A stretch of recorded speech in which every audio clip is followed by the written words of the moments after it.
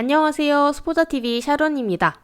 32강에서는 지난 강의에서 배웠던 그 모집단과 표본 평균 사이의 관계를 이용해서 실제로 문제를 한번 풀어보려고 합니다.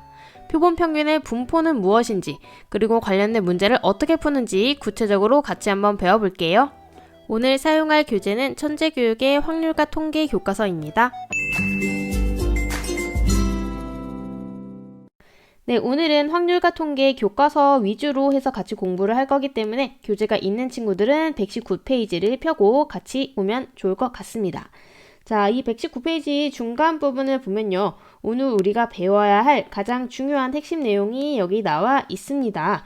오늘은 표는 아니고 여기 이 박스 부분을 잘 이해를 하시면 문제 푸는데 큰 어려움은 없을 거예요. 자, 우리가 지난 시간에는 모 집단과 표본 집단 그 사이에 있는 관계들에 대해서 알아봤는데요. 기억이 잘 나시죠, 여러분? 자, 모 집단에서 일부분을 뽑아가지고 뭐를 만드는데? 표본 집단을 만드는 건데 이 표본 집단에서 얻은 자료들을 가지고 모 집단을 추정한다. 이런 얘기까지 했었죠. 여기서 추출하고 추정하고 이런 얘기를 했었는데 이 표본 집단에서도 어떤 거를 가지고 이 표본 집단을 n개를 뽑았을 때 크기가 n인 표본 집단을 설정을 했을 때 요거에서의 이제 표본 집단들의 평균을 일단 구하는 거죠. 그래서 이 표본 평균을 가지고 이 표본 평균의 새로운 이 평균 그리고 이 친구의 분산 그 다음에 이 친구의 시그마 이 표준편차, 이 세 개가 원래 있던 모집단과 어떤 사이가 있었는가 요거까지를 기억을 해주셔야 돼요. 모집단의 평균, 분산, 표준편차를 m, 시그마 제곱, 시그마라고 했을 때 자, 여기서 새로 구한 표본 평균의 평균은 어떻게 됐었죠? 표본 평균의 평균은 그대로 일단 똑같이 m이었고요. 그 다음에 분산은 n분의 시그마 제곱 그 다음에 표준편차는 루트 n분의 시그마였다. 요 정도는 여러분 기억하고 있으셔야 됩니다. 혹시 요게 잘 기억이 안 나는 친구들은 지난 강의를 꼭 다시 참고해 주시고요. 자, 오늘은 그래서 무엇을 배울 거냐 하면은 표본 평균의 분포에 대해서 이제 나오고 있습니다. 자, 이거는 또 어떤 거랑 연관해서 생각해 주시면 좋냐면요. 앞에 이항 분포와 그 다음에 정규 분포 사이의 관계 요것도 혹시 기억이 나실까요? 이항분포와 정규분포 사이에는 어떤 관계가 있었나요? 이항분포는 그 시행 횟수가 엄청 커지면 n이 엄청 충분히 크면은 정규분포에 근사할 수 있다. 요런 게 있었죠. 그래서 BNP라는 요 친구는 정규분포에 근사를 해서 NP, NPQ 여기에 이제 각각에 해당되는 평균이랑 그 다음에 분산을 자리에다 넣어줬으면 되는 거였습니다. 그래서 이렇게 정규 분포에다가 근사를 하는 게 왜 중요하냐면 우리가 어떤 확률을 구할 때 이항 분포 자체로는 확률을 구하기가 어려웠는데 정규 분포는 그 표준 정규 분포 표라는 아주 이용하기 쉬운 툴이 있었기 때문에 이렇게 정규화를 해서 사용을 하는 거였거든요. 정규 분포를 근사를 해서. 이 표본 평균도 마찬가지입니다. 표본 평균의 분포도 결국은 뭐를 얘기를 하고 싶은 거냐면 자, 1번이랑 2번 끝에 있는 걸 보면은 정규 분포를 따른다, 정규 분포를 따른다. 이렇게 두 개 나와 있는 거를 알 수가 있어요. 그래서 어떤 상황에서 정규 분포를 따르는지 그 두 가지 조건에 대해서 주고 있는데요. 사실 이 표본 평균의 분포를 따질 때 웬만하면 다 우리가 다루는 건 정규 분포를 따르게 됩니다. 근데 어떤 조건에서 따르는지 같이 한번 보도록 할게요. 여기서 모평균이 m이고 모분산이 시그마 제곱인 모집단에서 크기가 n인 표본을 이미 추출할 때 이때 이제 표본 평균 x바에 대하여 1번은 무슨 내용이 나와 있냐면요. 모집단이 정규 분포를 따를 경우에요. 모집단이 정규 분포를 따를 때 당연히 이 표본 평균의 분포도 정규 분포를 따르게 됩니다. 그리고 얘는 어떤 관계가 있냐면요. 이 m은 표본 평균의 평균도 똑같이 m이 된다고 했었죠. 그래서 m은 똑같이 되어 있고요. 어떤 게 다르냐면 이 뒤에 있는 시그마 제곱이 지금 크기가 n인 표본을 추출했기 때문에 n분의 시그마 제곱으로 즉 분산이 n분의 시그마 제곱으로 바뀐다. 이것만 생각을 해주시면 되는 거예요. 1번은 되셨죠? 그럼 2번도 마저 읽어볼게요. 2번은 어떤 경우냐면 모집단이 정규 분포를 따르는지 알 수가 없는 거예요. 이거를 알 수가 없어요. 자, 요때는 어떻게 되는가 또 읽어보니까 표본의 크기 n이 충분히 크면 자, 여기서 또 느낌이 오시죠? 이항분포를 정규분포화 할 때도 n이 충분히 클 때는 가능했었어요. 그리고 그 전에 기억도 되돌아보면은 큰 수의 법칙 뭐 이런 것도 시행할 수가 충분히 크면, 즉 n이 충분히 크면은 어떤 걸로 근사할 수 있다 이런 게 굉장히 많이 나왔었죠. 그럼 n이 충분히 클 때 모집단의 분포에 관계없이 x반은 근사적으로 정규분포를 따르게 되는데, 여기서도 마찬가지로 요 m은 그대로 가져오고 n분의 시그마 제곱 요 뒷친구만 조심을 해가지고 정규분포 근사할 수 있다. 이렇게 생각해 주시면 되겠습니다. 자, 여기서 이제 간단하게 정리를 하면 이 오른쪽에다가 정리를 한번 해볼게요. 일단 모평균이 m, 그 다음에 모분산이 시그마 제곱인 상태에서 크기가 n인 표본을 추출한다고 했을 때, 여기에서 이 모집단이랑 상관없이 모집단이 정규분포를 따르면 당연히 표본평균의 분포도 정규분포를 따르지만 이것과 상관없이 표본평균인 요 x반은 정규분포를 따를 수가 있다. n이 충분히 크면요. 이때는 평균이 m이고 그 다음에 분산은 n분의 시그마 제곱이 된다. 요것만 기억해 주시면 되는 거예요. 자, 이제 방금 배운 내용을 문제 4번이랑 5번에 적용해보면서 어떤 내용인지 천천히 알아가 보도록 합시다. 자, 4번은 바로 위에서 배웠던 요 1번을 그대로 오마주 해온 문제라고 생각하시면 됩니다. 어떤 내용인지 같이 볼게요. 정규분포를 따르는 모집단. 일단 모집단 자체가 정규분포를 따라요. 그러면 표본평균의 분포도 당연히 정규분포를 따르겠죠. 그래서 어떤 분포를 따르냐 하면은 일단 정규분포라고 얘기를 하면 되고요. 정규분포고 정규분포는 기호로 n으로 시작하니까 n 하고 괄호 안에 2개 넣어줄 거를 생각을 해주시면 돼요. 자, 그러면 여기서 중요한 숫자가 지금 3가지가 나와 있죠. 어떤 숫자가 중요하다. 하나는 지금 2 주고 있고요. 그 다음에 4의 제곱, 그 다음에 크기가 9인 표본이다. 이렇게 3개의 숫자 조합해서 여기 빈칸을 채워주시면 됩니다. 그러면 먼저 2랑 4의 제곱을 보면은 이 평균은 표본평균의 분포에서도 이제 변하지가 않죠. 그래서 2는 여기서 그대로 데리고 오시면 되고요. 그 다음에 4의 제곱은 그대로 데려오시면 안 되고 뭘로 나눠줘야 돼요? 그렇죠. 여기서 주어진 이 크기인 9로 나눠줘야 됩니다. n분의 시그마 제곱이니까요. 그럼 여기가 9분의 4의 제곱 이렇게 들어가겠죠. 그러면 정규분포를 따른다 이렇게 써주시면 돼요. 근데 보통은 정규분포에서 이 괄호 앞에 있는 게 평균, 뒤에 있는 게 표준편차의 제곱으로 들어가기 때문에 이 친구를 이제 앞에는 2, 뒤에는 3분의 4의 제곱 이런 식으로 써주면 평균과 표준편차가 조금 더 잘 보이게 되겠죠. 자, 어떤 식으로 하는지 아시겠죠, 여러분? 자, 그러면 이제 5번 문제도 풀어볼 건데요. 5번은요, 위에 있는 2번을 그대로 또 오마주 해놓은 거예요.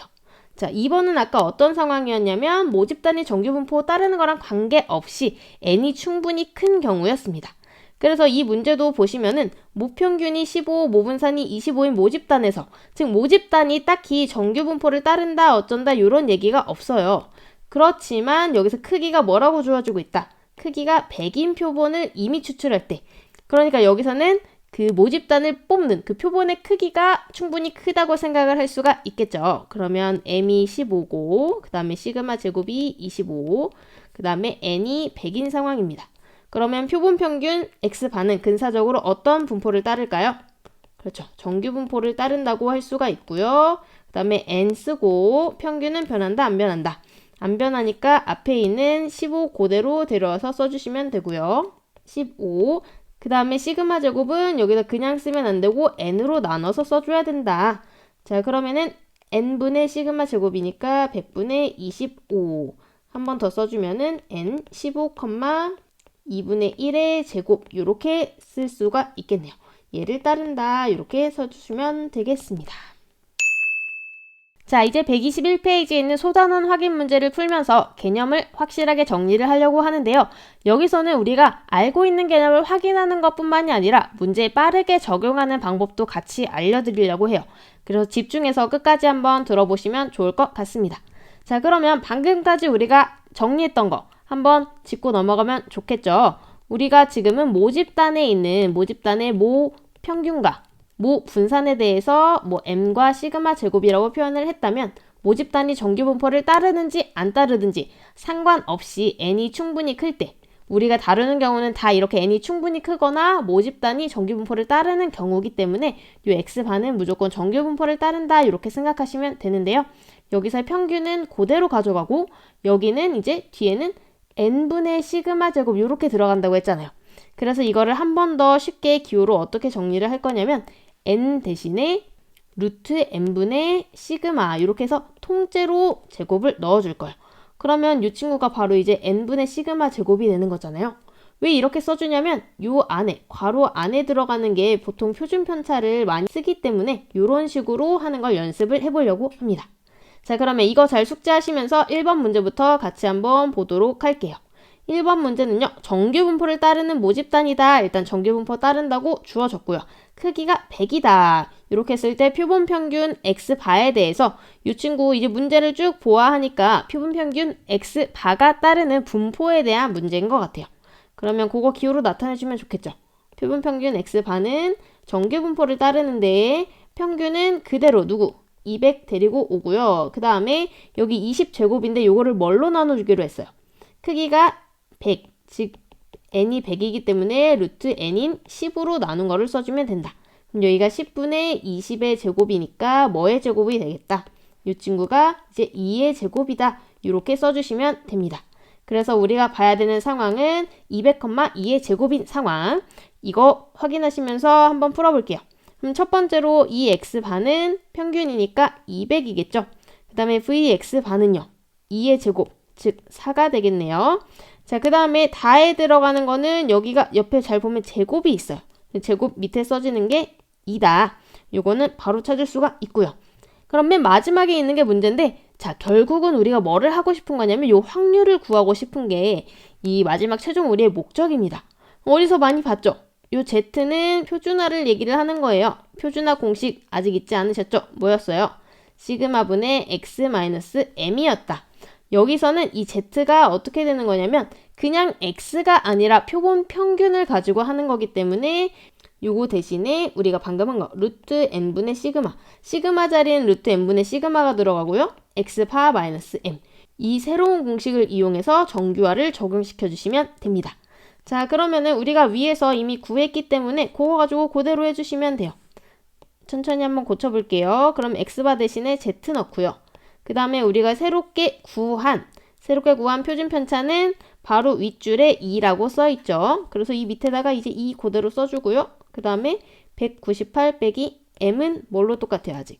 m은 200으로 똑같으니까 200 이렇게 넣어주시면 됩니다. 자, 그러면은 여기서 p, z가 2분의 마이너스이니까 마이너스 1보다 작거나 같다 이렇게 들어가겠죠. 그럼 라에 들어갈 거는 마이너스 1이라는 거 알 수 있겠네요. 이거 천천히 옆에 있는 숫자들이랑 연결을 해주시면 되는 문제가 되겠습니다.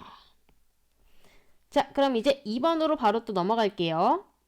문제 읽어보면요. 정규분포를 따르는 모집단. 자, 그러면은 표본 평균도 정규분포를 따른다. 그 분포도 이렇게 따른다는 거 생각할 수 있고요. 그 다음에 n인 표본을 이미 추출한다. 그러면 요거 하나 써주고 가야겠죠.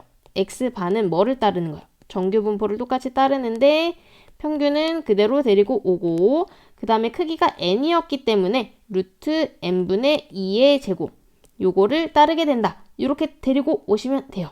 자, 그 다음에 우리에게 주어진 조건이 뭐냐면요. P의 26부터 28까지 요 확률이 0.9876이라는 거를 보여주고 있습니다.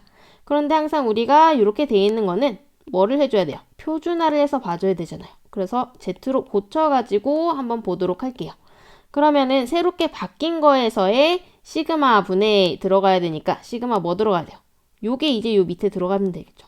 루트 n분의 2 시그마 분의 x-m이니까 지금 26에서 평균 뭐를 빼줘야 된다? 요 27을 이렇게 빼주시면 됩니다. 마찬가지로 그 오른쪽에도 밑에는 지금 시그마 역할을 해주는 루트 n분의 2가 들어가고요. 위에 숫자 28에서 뭐를 빼준다? 평균인 27을 빼서 계산을 해주시면 됩니다. 그러면은 얘는 어떻게 될까요? 26 빼기 27은 마이너스 1이고 이 친구는 1이기 때문에 바로 이렇게 돌아가겠죠. 그럼 마이너스 2분의 루트 n 그 다음에 z 2분의 루트 n 이렇게 돌아가게 되겠습니다. 그러면 이 친구는 그림을 그려줬을 때 가운데가 0인 이 평균에 대해서 대칭이잖아요. 요만큼의 넓이가 지금 얼마란 얘기? 0.9876이라는 얘기죠. 여기가 지금 2분의 루트 n 마이너스 2분의 루트 n입니다.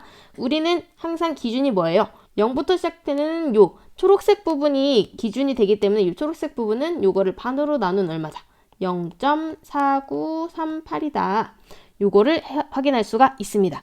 요거에 해당하는 거를 표에서 읽어주시면요. 이 친구가 2.5일 때, 즉 마이너스 2.5에서 2.5까지가 넓이가 0.9876이 되거든요. 그러면 얘만 계산해주면 되겠습니다. 그럼 2분의 루트 n이 2.5다. 루트 n은 5다. 그럼 n은 얼마? n은 25라는 거 찾을 수가 있습니다.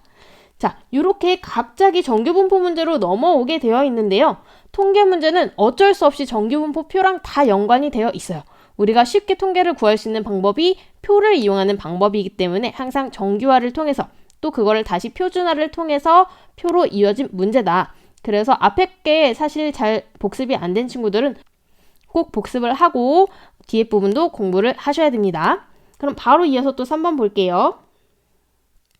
3번은 테니스 공의 무게가 정규분포를 따른다고 한다. 공에서 일단 또 25개를 이미 추출한다. 이런 상황이죠.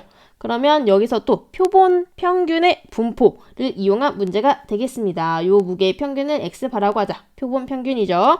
이때 요거를 만족시키는 상수 k 값을 구하시오.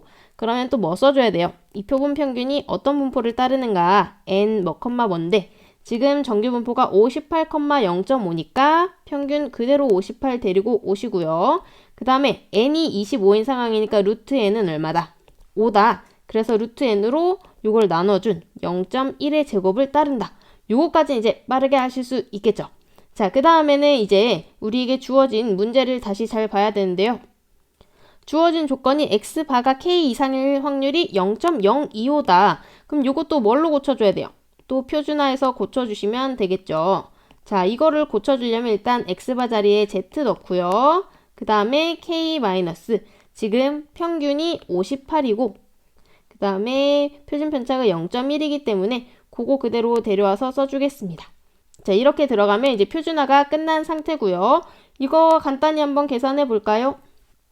그러면 밑에 0.1이 있는 게 조금 불편하니까 얘가 10분의 1이니까 다 위아래다가 10을 곱해서 이렇게 한번 써볼게요. 얘도 이제 항상 그래프랑 연관해서 생각하면 좋은데 지금 z가 요 친구 이상인 게 0.025잖아요. 그러면 일단 반절 가운데 있는 평균으로부터는 조금 더 먼 쪽에 있어야 될 거고 이 친구가 이제 10k 빼기 580이라고 했을 때 요만큼의 넓이가 0.025가 된다는 얘기죠. 우린 항상 기준이 0부터니까 그럼 여기 색칠된 초록색 부분의 넓이는 어떻게 된다? 0.475라는 얘기겠죠. 요 반절이 0.5니까요. 그래서 또 요거 표에서 확인을 해보면 0부터 어떤 값까지의 넓이가 0.475인가? 확인해봤더니 1.96인 거를 확인할 수가 있습니다. 이 책이 다 좋은데 조금 불편한 게 표를 확인해야 되는 게 좀 불편해요. 보통 문제들은 다 표가 나와 있기 때문에 여러분 그건 걱정 안 하시고 보셔도 됩니다. 자, 그럼 요거 풀어주면 K 바로 나오겠죠? 10K가 얼마다? 581.96이기 때문에 K는 양변 10으로 나눠준 58.196이 되겠다. 이렇게 구해주시면 되겠습니다. 자, 이제 마지막 4번 문제 같이 한번 볼게요. 확률 변수 x가 정규분포를 따르는 모집단에서 크기가 4인 표본을 이미 추출해서 구한 표본 평균이 x바. 그 다음에 크기가 9인 표본을 이미 추출해서 구한 표본 평균이 y바라고 하자. 자, 그럼 이거 바로 써주면서 시작할게요. x는 정규분포 n 10,1의 제곱을 따르고요. x바는 어떻게 될까요? 일단은 이미 추출했으니까 평균은 똑같고요. 크기가 4예요. 그러면 여기서의 루트 n은 얼마다? 2니까 요거 2로 바로 나눠서 2분의 1의 제곱. 자, 이제 요거는 잘 하실 수 있겠죠? y는 어떻게 돼요? 똑같이 정규분포를 따르는데 10, 그 다음에 여기서의 크기가 9였기 때문에 여기서 루트 n은 3이다. 그러면 3분의 1의 제곱 이렇게 되겠죠. 자, 여기까지는 이제 해석이 끝났습니다. 그러면 그 뒤에 줄을 한번 읽어보니까요. 세 확률 변수의 확률 밀도 함수 그래프를 오른쪽에서 각각 찾고 그 까닭을 설명해보자. 이렇게 되어 있어요. 자, 그러면은 이 세 개의 그 정규분포 곡선의 특징은 어떤 게 있을까요? 일단은 10이 다 똑같죠? 10이 똑같다는 거는 뭐가 똑같다? 평균이 똑같다는 얘기입니다. 그래서 오른쪽 그림에서도 여기 평균이 다 10으로 똑같은 거 확인할 수가 있고요. 뭐가 다를까요? 그렇죠. 뒤에 있는 표준 편차가 다 다르고 있어요. 표준 편차가 다 다릅니다. 요거는 제가 표준 편차 설명할 때도 같이 얘기를 드렸었는데요. 표준 편차는 뭐랑 같이 생각을 하면 좋냐면 표준 편차는 주어진 그래프의 폭이랑 같이 설명하면 좋다. 이거를 연관지어서 생각하면 편하다고 했죠. 그러면 기억, 니은, 디귿 중에서 폭이 가장 넓은 건 뭘까요? 폭이 가장 넓은 건? 그렇죠. 요렇게 디귿이 폭이 가장 넓죠. 디귿이 가장 넓고 그 다음에는 니은이고요. 그 다음에 기억 이렇게 되겠죠. 이거에 따라서 이제 표준 편차가 갈린다 생각하시면 되겠습니다. 우리에게 주어진 표준 편차 3개 1, 2분의 1, 3분의 1 중에서 폭이 가장 큰 거는 뭐예요? 값이 가장 큰 거는 1, 그 다음에 2분의 1, 그 다음에 3분의 1이겠죠. 그러면 각각의 표준 편차를 따라가면은 기억에 해당되는 게 y바, 니은은 x바, 디귿은 x 이렇게 되겠죠. 그래서 이렇게 연결을 쉽게 해줄 수가 있습니다. 표준 편차가 작을수록 폭이 작고 뾰족해지는 거기 때문에 이렇게 그래프를 따른다 이렇게 간단하게 설명을 해주시면 되겠습니다. 네, 지금까지 표본 평균의 분포에 대해서 알아보고 소단원 확인 문제들 풀어보면서 복습도 한번 해봤습니다. 문제에 적용하는 거, 손으로 풀어보는 거 정말 중요한 거 아시죠? 여러분 꼭 스스로 복습해보시면서 오늘 배운 내용 다시 되짚으시기를 바랄게요. 그럼 저는 여기서 인사드리도록 하겠습니다. 다음 영상에서 또 만나요. 안녕.